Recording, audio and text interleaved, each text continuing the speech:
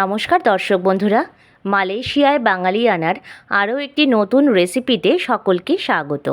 আজ হাজির হয়েছি দারুণ মুখরোচক এবং সম্পূর্ণ নিরামিষ একটি ব্রোকলি কিংবা সবুজ ফুলকপির রেসিপি নিয়ে। আজকের রেসিপিটি একেবারেই ভিন্ন স্বাদের এবং যারা সবজি খেতে অপছন্দ করে থাকেন বা যে সকল বাচ্চারা একদমই সবজি খেতে চায় না তাদেরই জন্য আজকের রেসিপিটি, এবং বানাবো সম্পূর্ণ ঘরোয়া উপকরণে। চলুন তবে রেসিপিটি শুরু করে নেওয়া যাক। এই রেসিপিটি বানানোর জন্য আমি এখানে একটি মিডিয়াম সাইজের ব্রোকলি নিয়েছি। এবার এটাকে ঠিক এই রকম ছোট ছোট টুকরো করে কেটে নিয়েছি। যেই টুকরোগুলো একটু বড় থাকবে সেইগুলোকে মাঝখান দিয়ে একটা ছোট টুকরো করে নেব। আর তার সাথে নিয়েছি বেশ কিছু সবজি। এর সাথে আমি নিয়েছি বেশ কিছুটা পরিমাণ ক্যাপসিকাম। এখানে একটা বড় সাইজের ক্যাপসিকামকে একটু বড় করে টুকরো করে কেটেছি। নিয়েছি কিছুটা পরিমাণ মটরশুঁটি। তার সাথে নিয়েছি দুটো বড় সাইজের আলু, একটু বড় টুকরো করে কেটেছি। নিয়েছি দুটো গাজরকে, এটাকেও একটু ডুমো টুকরো করে কেটে নিয়েছি। সবকটা সবজি কিন্তু বেশ ভালো করে ধুয়ে নিতে হবে। এবার কড়াইতে বেশ কিছুটা পরিমাণ গরম জল করতে দিয়ে এর মধ্যে দিচ্ছি 1 চামচ পরিমাণে চিনি। হ্যাঁ বন্ধুরা, 1 চামচ পরিমাণে চিনি দিলে সবজির রং কিন্তু একদমই ইনট্যাক্ট থাকবে। যেমন সবজি আমরা দিচ্ছি ঠিক সেই রকমই কিন্তু থেকে যাবে। এবার এর মধ্যে মটরশুঁটি, ব্রোকলি আর গাজরটা দিয়ে দিলাম। এটাকে আমরা সামান্য ভাপিয়ে নেব। যতক্ষণ এটা সিদ্ধ হবে ততক্ষণ একটা মশলা তৈরি করব। একটা পাত্রে নিয়ে নিচ্ছি 8-10টা মতন আমন্ড বাদাম, তার সাথেই নিচ্ছি 1.5 চামচ পরিমাণে চার মগজের দানা, আর তার সাথেই নেব 1 চামচ পরিমাণে পোস্ত এবং 6টা থেকে 7টা মতন কাজু বাদাম। এবার এই সবকটি উপকরণকে গরম দুধ দিয়ে আমি ভিজিয়ে রেখে দেব। তারপর 10-15 মিনিট বাদে এটাকে স্মুথ পেস্ট তৈরি করব। আর এদিকে নিয়েছি দুটো টমেটোকে একটু বড় টুকরো করে কেটে নিয়েছি, আর নিয়েছি এখানে 2 ইঞ্চি মতন আদা।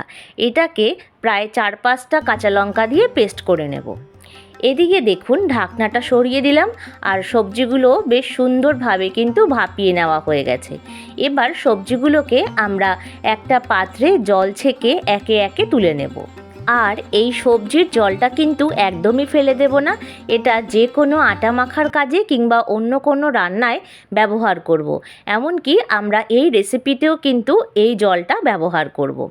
এবার কড়াই বসিয়ে দিয়ে দিলাম বেশ কিছুটা পরিমাণে সাদা তেল।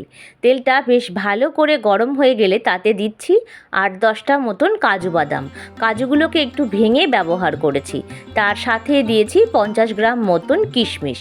এবার কাজু বাদাম আর কিশমিশটাকে ভালো করে ভেজে নিয়ে আমি একটা প্লেটে তুলে নিচ্ছি। এরপরে এই তেলেই দিচ্ছি 100 গ্রাম মতন পনির। পনিরটা আমার বাড়িতে বানানো, তাই এখানে টুকরোগুলো একটু অন্যরকম হয়েছে।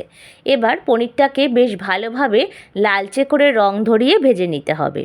আশা করছি আজকের রেসিপিটি সকলের ভালো লাগবে।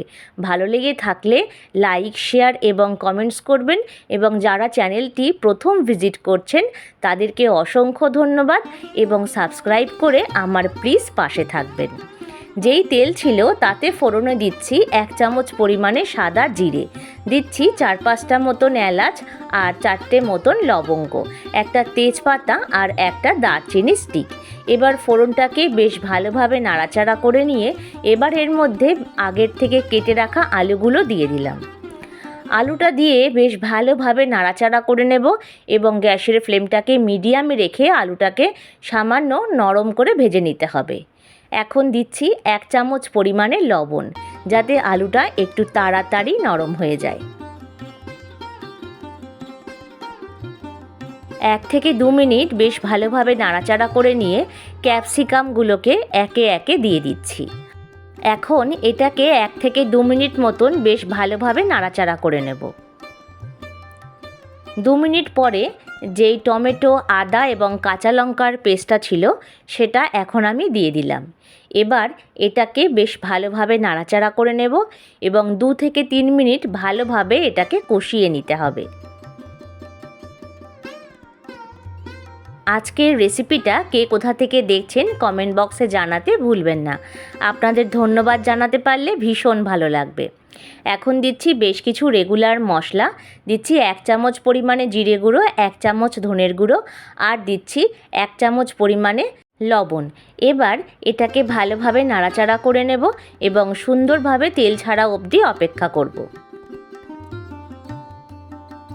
1 থেকে 2 মিনিট পরে যে ভাপিয়ে রাখা সবজিগুলো ছিল সেটাও আমি এর মধ্যে দিয়ে দিলাম।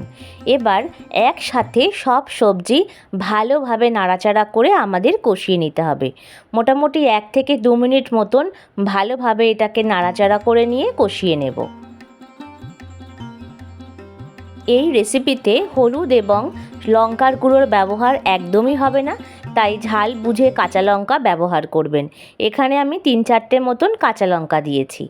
এবার এর সাথেই আমি দিয়ে দিলাম পোস্ত, আমন্ড এবং 4 মগজ বাটা। এবার ভালোভাবে এটাকে নাড়াচাড়া করে নেব এবং সামান্য পরিমাণ জল দিয়ে দিয়েছিলাম।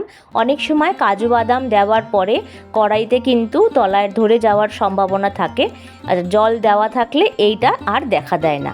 এবার ভালোভাবে নাড়াচাড়া করে নিয়ে এটাকে কষিয়ে নিতে হবে।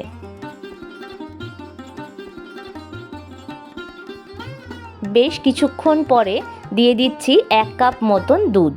এখানে রেসিপিতে আমি দুধ দিলাম, আপনারা প্রয়োজন হলে সামান্য জল ব্যবহার করতে পারেন। আর সবজির সাথে সেদ্ধ করার সময় যে জলটা ছিল সামান্য জল এতে ব্যবহার করেছি। এখন এটাকে ঢাকনা দিয়ে মোটামুটি 7 মিনিটের জন্য ঢেকে দেব।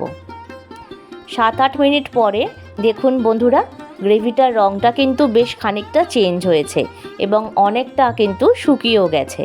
একবার খুন্তির সাহায্যে এটাকে ভালোভাবে নাড়াচাড়া করে নিয়ে গ্যাসের ফ্লেমটাকে মিডিয়ামে করে দেব। আর এখন দিয়ে দিলাম পনিরটা, যেটা আগে থেকে ভেজে রেখেছিলাম। এখন বেশ কিছু উপকরণ আমরা দিতে থাকবো।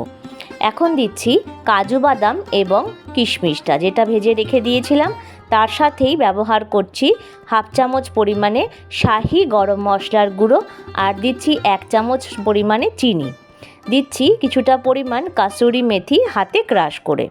এই সবকটি উপকরণ দেওয়া হয়ে গেলে একবার ভালোভাবে নাড়িয়ে চাড়িয়ে নিতে হবে।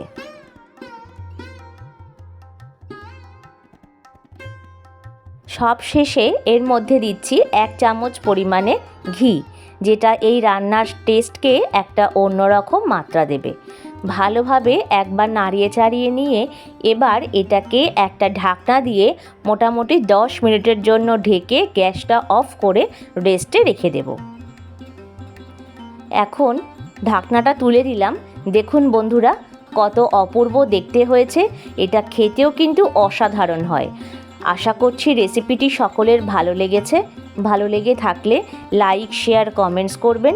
নতুন বন্ধুরা চ্যানেলটিকে সাবস্ক্রাইব করে পাশে থাকবেন। প্রত্যেকে ভালো থাকবেন, সুস্থ থাকবেন।